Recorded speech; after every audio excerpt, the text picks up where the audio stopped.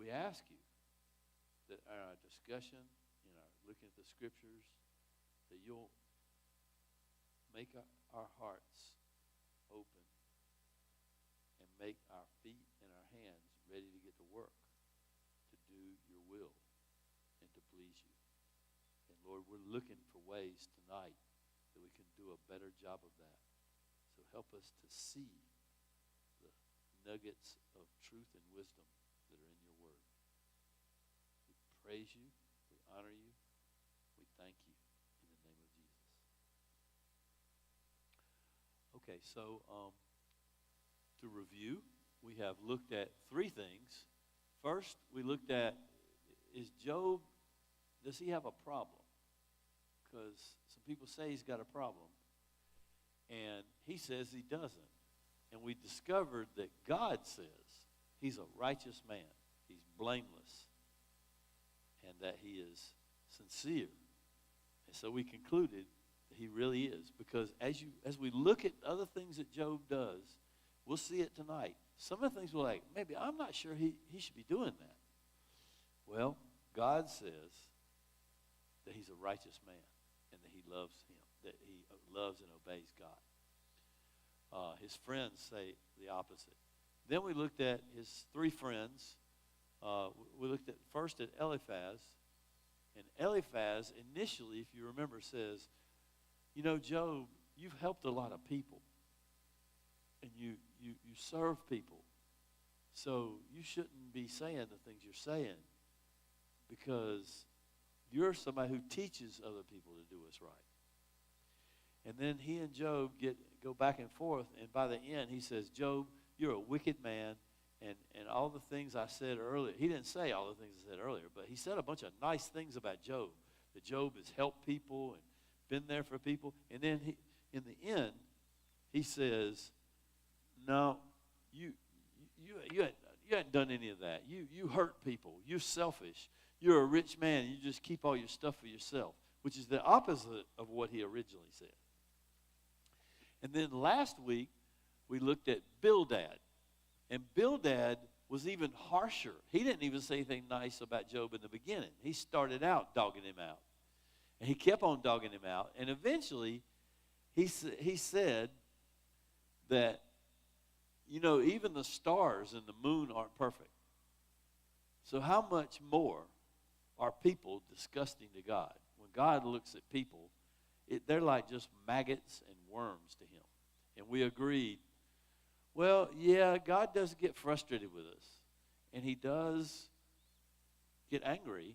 And sometimes he punishes us. But he doesn't look at us like maggots and worms. We're his people. He loves us. We're his children.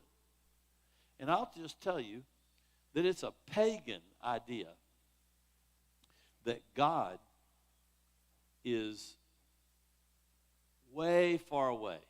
He doesn't really care about us.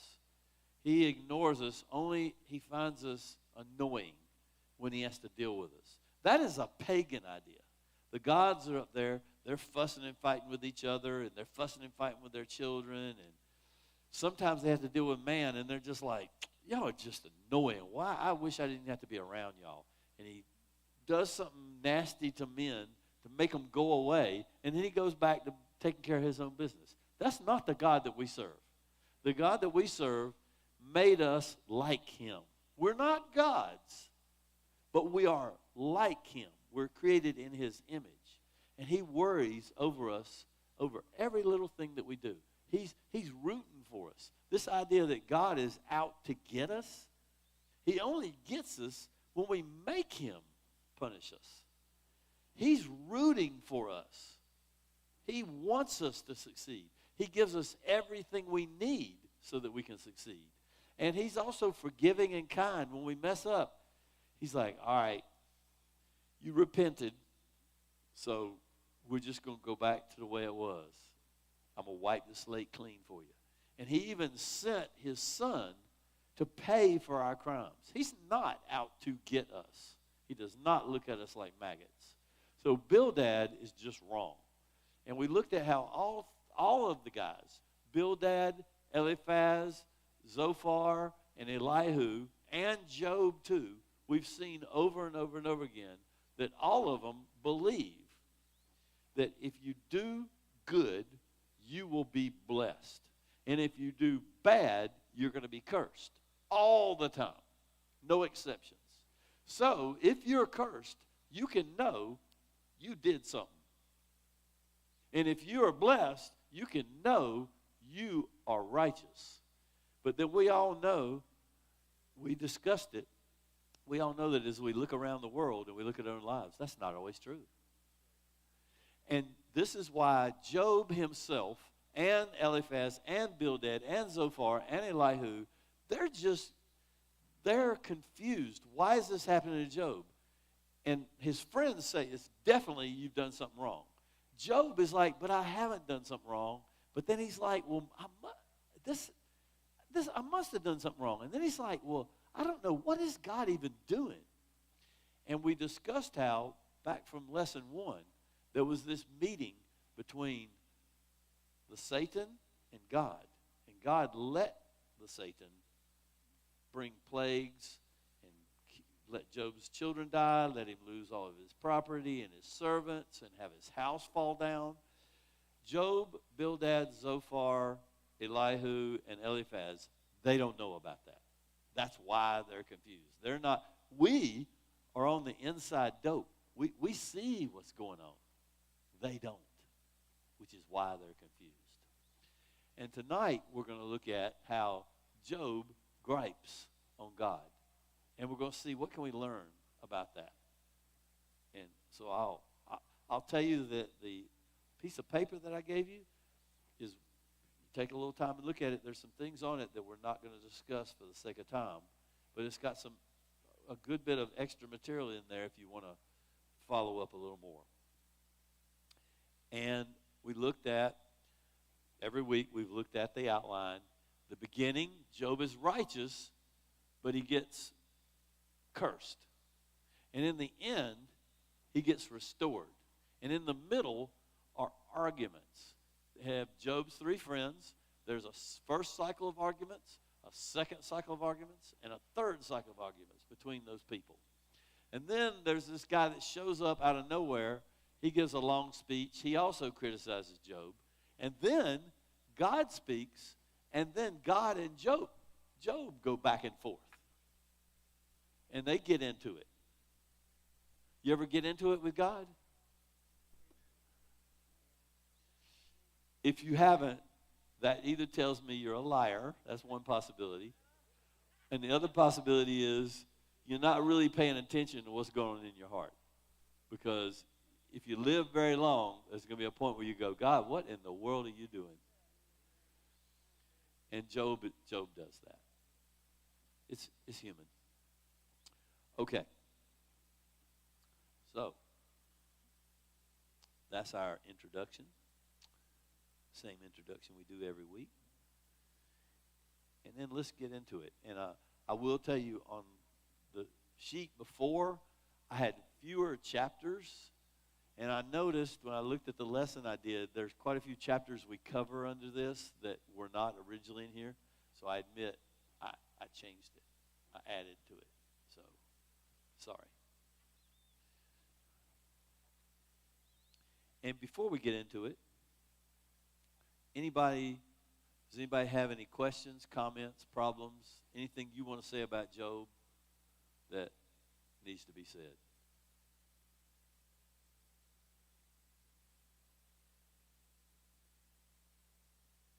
This just proves that you're not my children, because if I were to say this to my children, we'd spend the next 45 minutes discussing things that they wanted to say about Job and had on their mind. But whatever. That's my children. Okay, so I have a question for you based upon all the things we've read. Why do you think that Job is so disappointed with his friends? Is it because he's just stubborn? What do you think? And where's our microphones at? You got them? Okay. And I got some sheets. I've given all my sheets away, so let me have a few of them. I probably need more than that. I see about 3 or 4 people. That's good right there.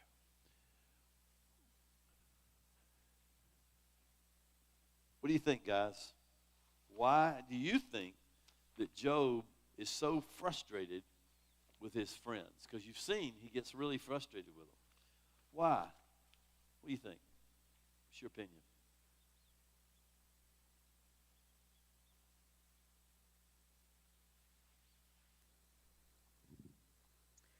I think he could be frustrated with his friends because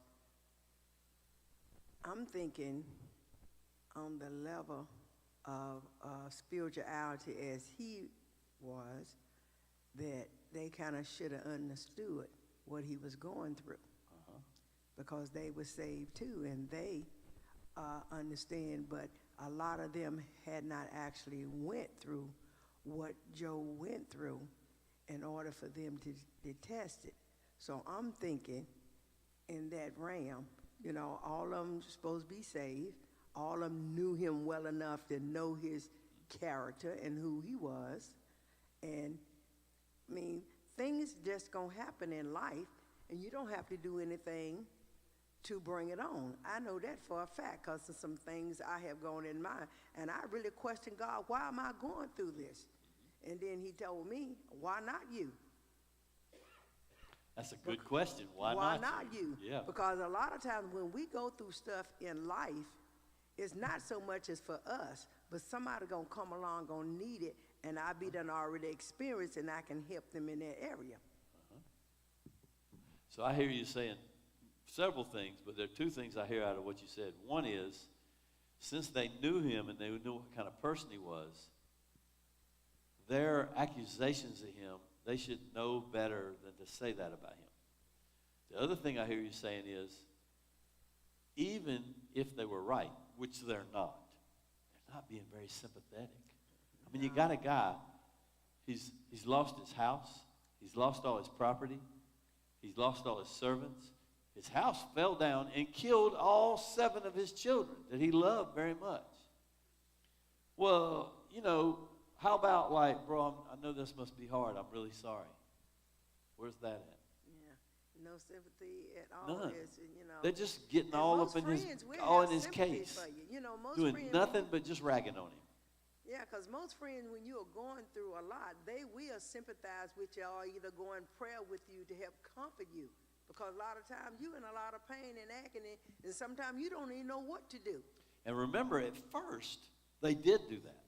They came from far away, and they sat for 7 days in silence with him and just sat there and mourned with him. But then when they finally decided to speak, they're just all over him. And he's like, no, that's not what's going on. And they don't stop and go, well, yeah, it doesn't seem fair. I know it must be hard. And then say, well, maybe you did do something. They just lay into him, and no matter what, they just keep right on. They never just kiss him and hug him and cry with him and say, man, it's going to be all right.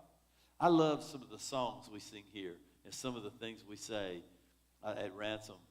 There's a song, I don't even remember what the words are exactly, but it's a song that goes, it's going to be all right. I don't remember what the title of the song is, but I love this song because there's always somebody here that's suffering that needs that song. Maybe all of us need it. Maybe we're all suffering.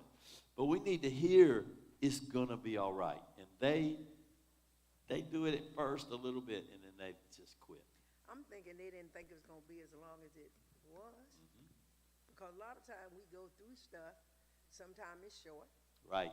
And then sometimes it's, like sickness or cancer is duration. Yep. And sometimes, because people will stick with you long enough. If you don't stay sick long enough, then they will hang in there with you. The things that I saw, is sympathetic, but something that we as saints do today, we forget. We don't consider ourselves that we could be in that same situation. If you consider yourself to be in that same situation, how would you want someone to treat you? Right. And his friends do not seem to have that point of view. They're more like, look at what's going on with him. They don't think, well, tomorrow that could be me. Is it because Job is just being stubborn?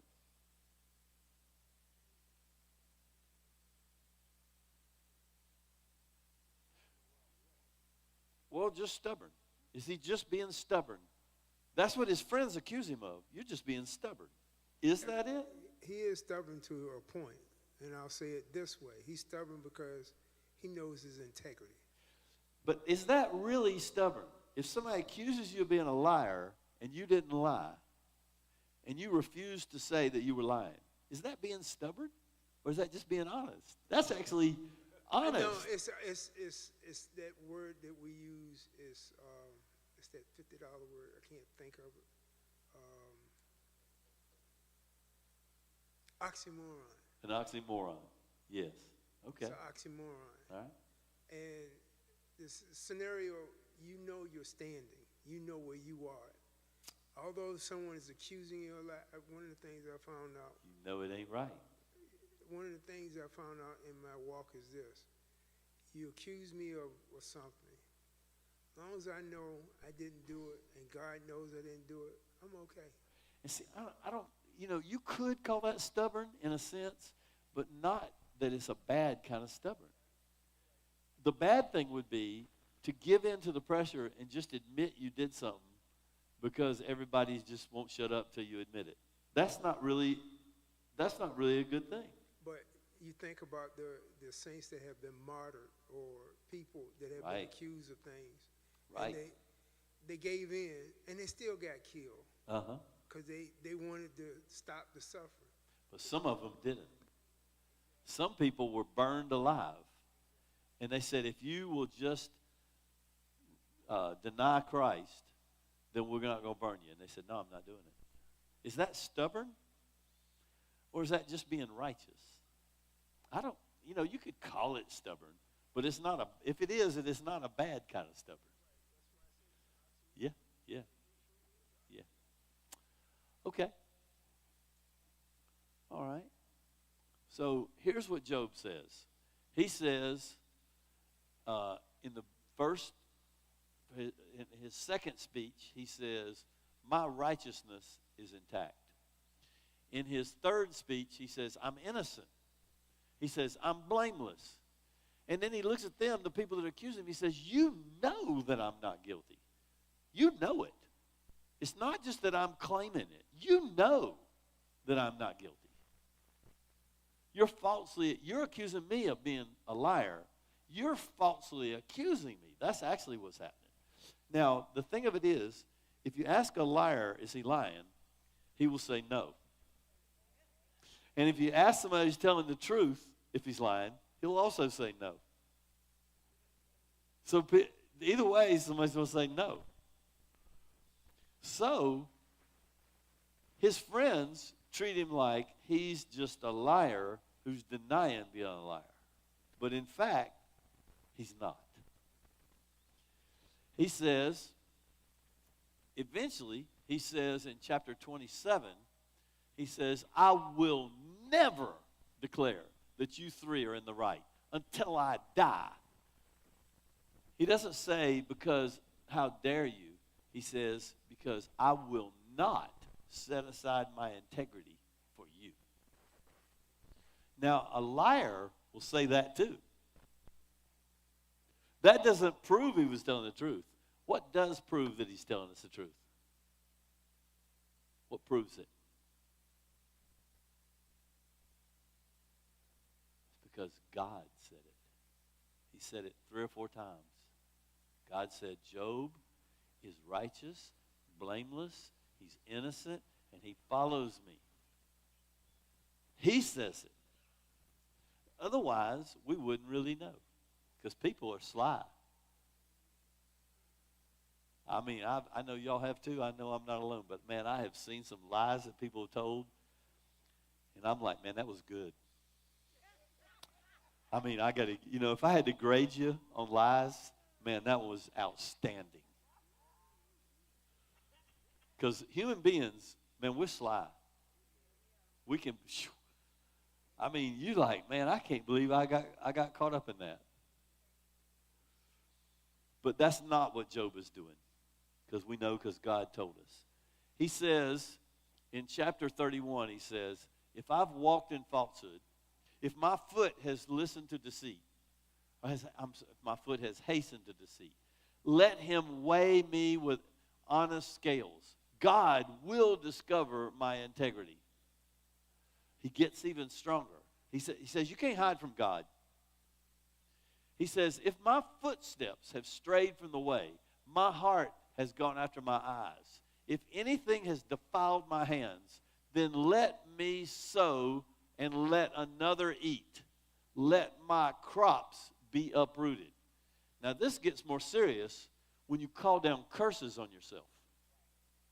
See, now it's not like I just am claiming it. He's asking God, if I did that, then when I sow crops, let another man eat my crops. In fact, after he finishes eating what he wants, let the rest of my crops just be uprooted. Let me be cursed. And if you don't think that's a curse, calling on yourself, wait till you see this one. If my heart has been enticed by a woman, I have lain in wait at my neighbor's door. So in other words, not just laying in wait for my neighbor's door to ask him, can I borrow a cup of sugar, but I'm messing with his wife. That's what he's implying. If I did that, then let my wife turn the millstone for another man. May other men have sexual relations with her. Ooh, that's a curse right there. Man, you best not say something like that if you're a low-down, dirty dog. Because then don't ask God to give your wife to another man if you're running around. If you say, well, if I'm running around, let somebody else have her. Ooh, because I would. First of all, don't run around on your wife. Second of all, don't ask God to punish you for it if you did. Because you might get what you asked. That's a strong curse right there. And he's not calling a curse down on his friends. He's calling a curse down on himself. Whew. Whew. That's a smoking curse right there. Turn your mic on. You can do that if you're innocent. Yeah. You can do it if you're not innocent, but you probably shouldn't do it. That's a bad idea. That's a strong curse. That's strong. Okay. So, is Job correct about his integrity, or is he just blowing smoke? What do you think?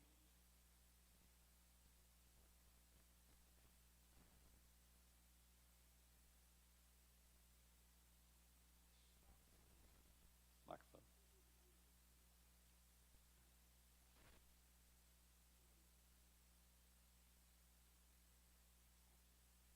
The scripture said he held on to his integrity. God says that, yes. And by the way, those of you that are watching on Facebook, we try to be nice to you to make sure that you hear all the great comments that people are making by making sure the mic is on. So we're thinking about you. And hope you're getting something out of this too, because I sure am. That's what the Bible says, and I'm not going to disagree with that. Okay? Now it gets interesting, and this is really what this lesson is about. Job says, how much less then can I answer him and choose my words to argue with him? Who is him? God. Now, I might get in an argument with Deacon Mangrum, and I might win, I might lose. That's all right. But arguing with God, that's like he's saying, I'm going to go, me and God are going to have, we got to talk. Because I got a problem with how he's treating me. Well, and then he says, an upright person could present his case before him, and I would be delivered forever from my judge. Who's his judge? Well, I think it's God. God is, because he thinks that God is punishing him. And he's saying, I'm going to get somebody to present a case for him. What is the place where you present a case? If you want to present a case, where do you do that? In court. Job is talking about taking God to court. I kind of, the reason I say it's Satan, and I'll give you my reason. The difference between God and Satan, God knew Job's heart. He knew his integrity. Yes. Satan, the judge, didn't know. He's sitting there and he's trying to find He's out. trying to get Job to curse God. Right. That's what his I mean. goal. That's my. Okay, I agree with that. But I don't think Job is even right. But Job thinks that God is putting this stuff on him, and that he didn't deserve it. And in a sense, he's right, because God did let the Satan do this. God didn't do it, but God let it happen to Job. And Job doesn't know that, but he knows that God had something to do with it. In fact, he thinks God is doing it. And he's like, I'm taking God to court. I'm going to file a lawsuit against him. And he's going to have to present witnesses, and I'm going to present my witnesses, and we're going to see who wins this lawsuit. Because I've been mistreated. Now, many of you said you've argued with God. Have you ever taken God to court? You have? Who won? You lost? You lost? Okay. But, talking about taking God to court, the creator of the universe, I'm going to take him to court. I'm going to sue him, and I'm going to get an attorney, and we're going to have a deposition. I'm going to have God sit, and we're going to ask him some questions. He has to answer for himself. That's strong language. Is it wrong? Several of you said, and I think those of you who didn't say it would, if you were pressed, you'd admit that you do, that you have argued with God or that you do argue with God. And my question is that wrong? Microphone. You said no, but please justify your answer. When I did it, I said no. But when I did it, I didn't know the ignorance of myself. But I found out that you argue with him because you don't do what he say you're supposed to do. Okay. And then when I began to study the word for myself, I look at Moses. Moses fussed with God. On several occasions. Several occasions. And I look at several other people in the Old Testament that have argued about their point of view about a situation. Huh? Another one was Jonah. Yeah. Jonah just, definitely argued. Yeah, with God. he just stretched. He just. Yeah. He said, "You put me in this big fish here. Yeah. I'm here because of you. Yeah, you exactly. Did. He argued with. He did. And you begin to look at some of the prophets. I'm not clean. I'm not this. I'm not that. Right. You're looking at what you see. God told Moses to do something, and Moses said, send somebody else. Exactly. And when you get to see those things, then I read a book.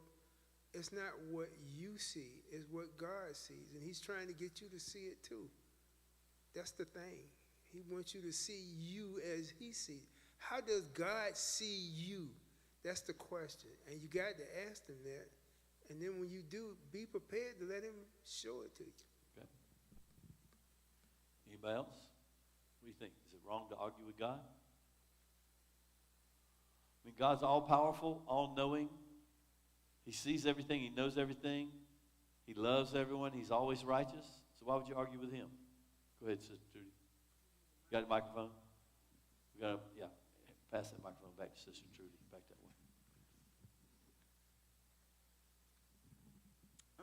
I won't say I've argued with him. I feel there's a difference between arguing and questioning. Okay.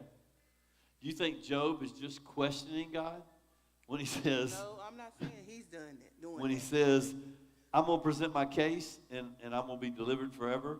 And when he says, how much less can I answer him and choose my words to argue with him? You think he's just? I'm not talking about that. The question that you had asked before about whether you argue with God or not. Well, people have argued with God. All people may not argue. Some people may not argue. They may just question. They may have why just is a question. Okay. All right. But let's say you choose to argue with him and you file a lawsuit against him in civil court and you're going to bring him to trial and get him for mistreating you. Is that wrong to say that? Yes, because first of all, he's God and he's all-knowing, he's all-powerful. But with the mercy that he has, you know, you can repent from that. Okay. Okay. All right. Pass the microphone up to Deacon Ely. I don't think it's wrong to argue with God. Okay. And the reason I say that, because in arguing with God, you find out, in the discussion, you find out why God did what he did. Okay. And why he made that particular decision as related to me. Okay. And the only way you can do that, sometimes you got to discuss things. Okay. And discussing things. Sometimes it turns into an argument. Ain't nothing wrong with getting an argument. You because in arguing and you're debating the issue, somewhere in the discussion, you're going to find out why God did what he did and why what he did was the best thing, even though to me it sounded like it wasn't a good idea. It wasn't the best thing in the world to do. And if we all be honest, we all argue with God. We just act like we don't, but we don't. Okay. So I hear you saying two things. One is, if you're already really arguing with him, why pretend like you're not? Yeah. When really you are. I mean, it's honest. If you're frustrated with what he's doing and you don't like it, you say, well, I'm going to try to pretend like I'm accepting it, but you're not. Well, you think he doesn't know? You know, Eddie Haskell on Leave It to Beaver, he would always play the good guy. But if you watch the show, you learn Eddie Haskell. You always knew when he said, oh, Mrs. Cleaver, your muffins are so good. You're such a nice mother. You knew he was just playing up to her. You know, he wasn't sincere. See, you can get away with that with Beaver Cleaver's mom, but you can't get away with that with God. He knows. He knows what you're doing. So if you think you can be so clever that you really are frustrated with him, but you're trying to hide it from him, you ain't hiding nothing. And the other thing I heard you say is that sometimes an argument is how you work something out. That's how you solve the problem. Go ahead. Go ahead. Well, I think in that the thing that most people don't do, they don't know how to argue. They what? Say that again. They don't know how to engage in an I see. argument. They don't know how to engage in an argument. And there's nothing wrong with arguing, even though you may end up being proven wrong. Well, at least you got into an in-depth discussion. It is a way to find the truth. And I think sometimes if you're struggling, you got to struggle by struggling. That's how you get out of the struggle.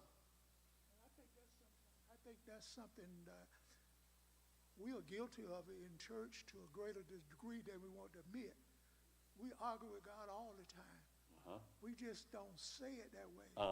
We put on our Sunday to do face and act like we don't, but we argue with God. Anytime that something's not going our way, we argue. Yep. And that's part of our nature, is to argue. Yep. Anybody else have a comment?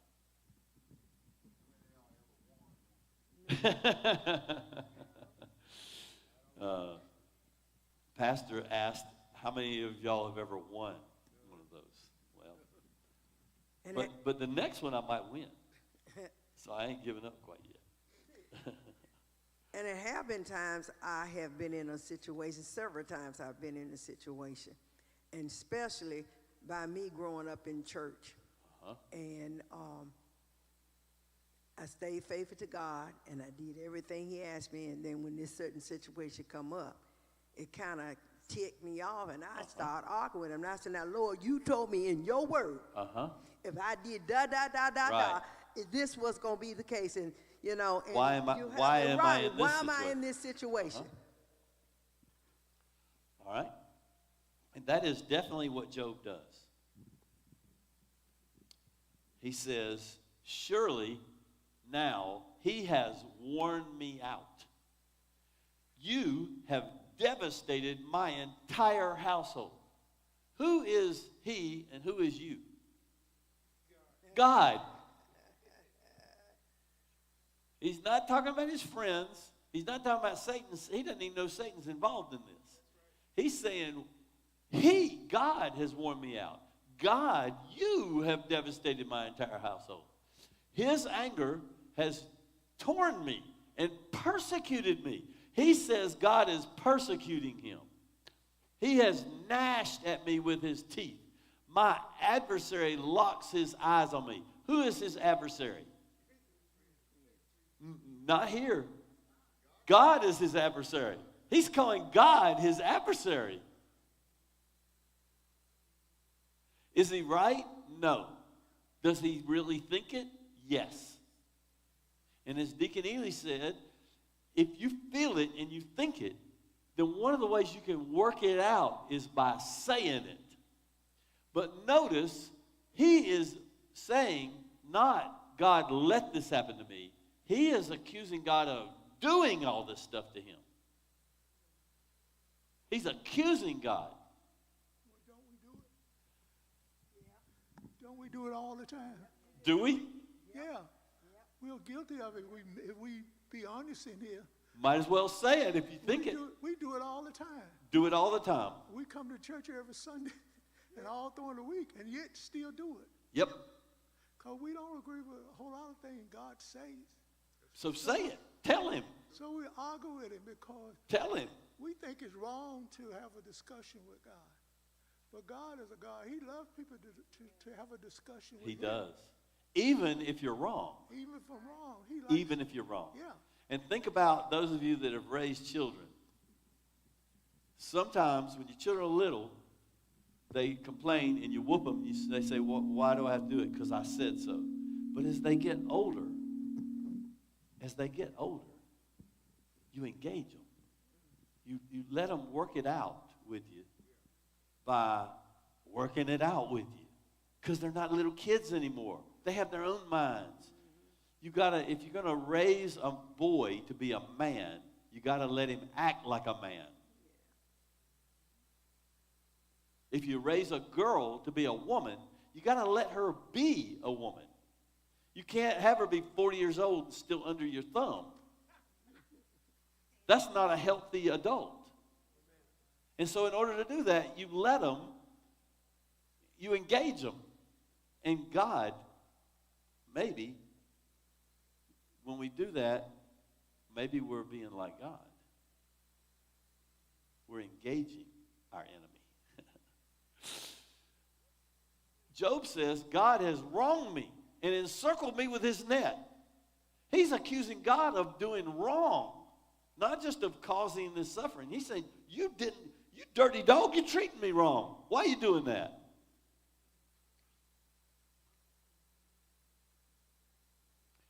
And we've already said when Job mentions his adversary, who's he talking about? He's talking about God.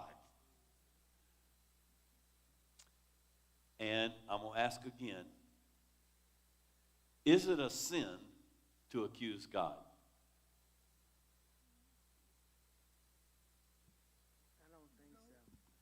I don't think so. Sister Hope, was that you that said that? Sister Hope said, you don't think so. Please justify your answer. Well, I mean, after what we just learned, evidently not. It's okay to accuse him. It sounds like something wrong, Right. like on the face of it. But you said, from what we just read, evidently not. The evidence points you to think, well, maybe it's not wrong. Exactly. So it's an open relationship. I can discuss with you anything and everything. It's an open relationship. You can discuss anything and everything. That's the way an open relationship is. Yes. And remember now, God in the beginning and at the end says to Job's friends, y'all are wrong. Job is right. In chapter 42, he says, Job has been right all along. And I'm going to forgive you, but here's what I'm going to require you to do.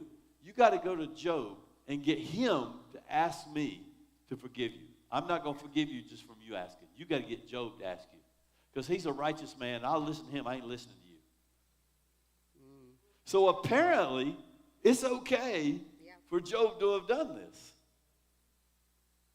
Otherwise, God would have said, well, your friends are wrong, but you're wrong too, because you accused me and you dogged me out, and I don't have to put up with it. I'm the creator of the universe. I don't have to put that up with you. You're just a worm. You're just a maggot to me. He doesn't say that. But that built that relationship between him and Job. That's the way a relationship works. It did. It built a huge relationship. From now on, Job knows something about God that his friends and nobody else realized. Yep. Job says, even today my complaint is still bitter. His hand is heavy despite my groaning.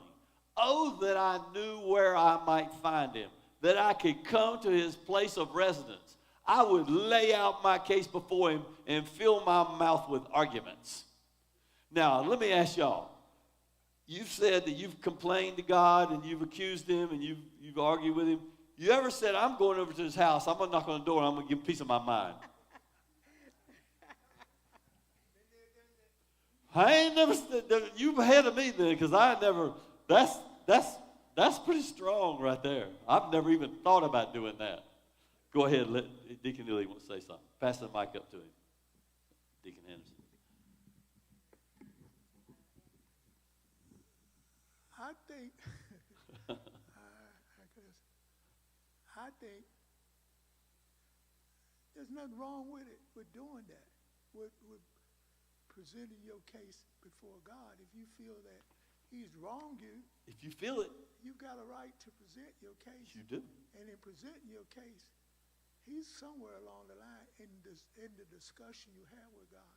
It's in the discussion, if you really discuss it long enough, and you really have an in-depth decision with God, you're going to figure out yourself that he was right all the time. Or maybe he's going to give you the answer.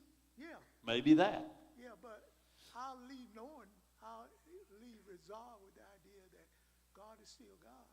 And I'm still a child of God. That ain't changed. It's just I have a better working relationship with him now. Now, you can't do that with the pagan gods. With the pagan gods, if you do that, they really do think you're a maggot, so they just squish you. Yeah, they kill you. They just step on you and leave a squishy, like an oily place on the ground where you used to be. But that's not our God. Our God's not like that. Yes, thank you, Lord, that we're not like that.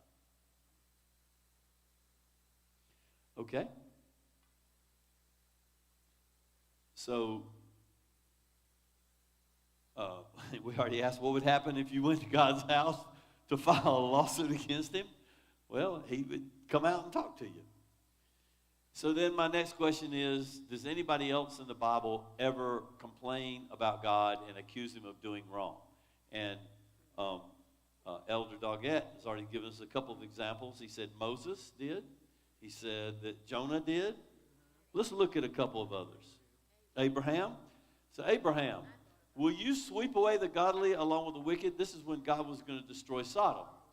What if there are 50 godly people in the city? So everybody's wicked, but there's 50 godly people. Will you really wipe it out and not spare the place for the sake of 50 godly people who are in it? Far be it from you to do such a thing, to kill the godly with the wicked, treating the godly and the wicked alike. He's appealing to God's righteousness. He's saying, you can't do that. And God goes, okay, I'll do it for 50. And then Abraham negotiates him down. I think the final number is 10. He says, well, how about for 20? How about for 15? How about 10? He negotiates him down. He changes God's mind by arguing with him on behalf of God's righteousness. He would have spared that city if he could have just found one. Right. But that didn't work out. But it didn't work. But he got to the point where he stopped himself in the argument. He said, God, if it go down to this minute, okay. But right. He didn't. You don't know how. I think if he had gone down to one, God would have spared it. Right. Because he wasn't going to find one. Because he was also, though, making an appeal to God's own righteousness. Right.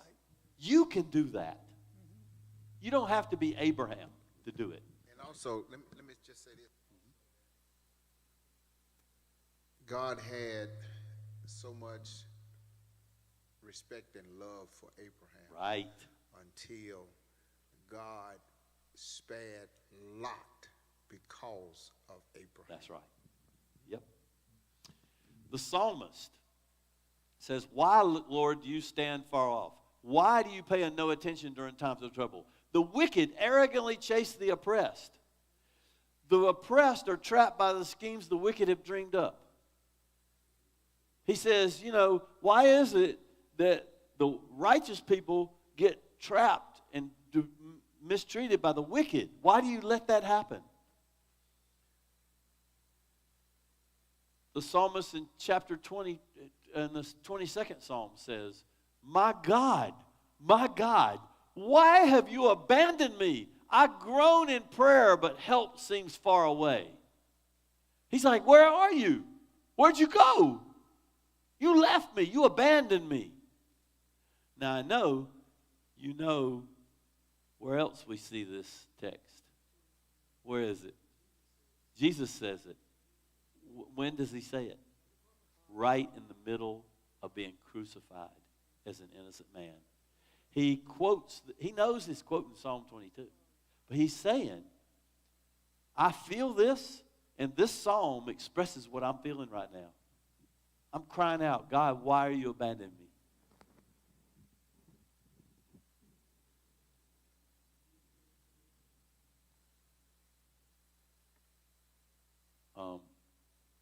Jeremiah says it.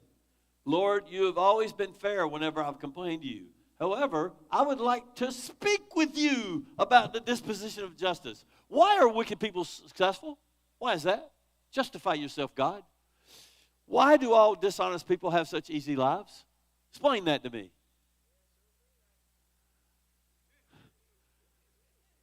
That's strong language. Habakkuk says it. He says, first he butters God up. This is one of the tricks you can use. You butter somebody up so you can knock them down. He says, you're just too just to tolerate evil. You're unable to condone wrongdoing. You're just not that kind of God. So I got a question for you. Why do you put up with such treacherous people? Why do you say nothing when the wicked devour those more righteous than they are? He's like, you're righteous. This doesn't make any sense to me.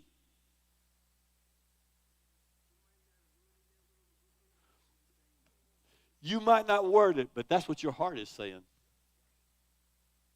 Jonah, as you mentioned, said, you threw me into the deep waters, into the middle of the sea. Not I did it, even though in this case Jonah did it to itself. But he said, you put me there. The ocean current engulfed me. All the mighty waves you sent swept over me. You're doing this to me. He was wrong, but he needed to say it. So is it ever acceptable to complain to God or question his righteousness? If so, when? And if you do it, what good is it anyway? You get it off your chest. Sometimes it helps. You go to work and somebody does something real stupid and they've been doing it over and over again, and you come home and you sit your wife down and you say, they did it again. And there's nothing she could do about it. But after you get it off your chest, you feel a little better. Like, okay, now I can go to work and not slap them.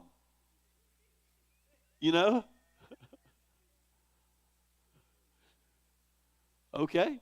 So that's what good is. Is it acceptable? Is this something you're allowed to do? Or should you not do it? Okay. Deacon Henderson says you should. Why? Okay. God doesn't mind it if you challenge him. Excellent. Okay. He loves us. So even if you're wrong, he's a father. Your wife doesn't want to hear about you complaining about the people you complain about at work either. She don't want to hear it. She can't do anything about it. That's all you do is come home and complain over and over again about the same people doing the same thing, And she feels like she's the one that's being accused because she's the one that has to hear about it all the time. She doesn't want to hear it, but she loves you. So she says, yeah, baby, I know, you know, and it's going to be all right because she loves you. God loves you more. So this is not an invitation to just go out and take God out back of the woodshed every time you stub your toe.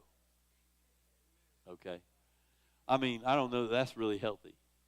But here's what it is. Job was a righteous man. Not by my standards, not by the author's standards, but by God's standards. And he does this. And there are many other righteous people, including Jesus, who does this. And so here's the deal. If it's what you really feel, I'm not saying God wants you to think something wrong that you shouldn't think, but he loves you. He lets you. He engages you. He cares about you. Job thought God didn't care about him. And we'll see, eventually, Job works this out. Just like Habakkuk did, just like Jesus did.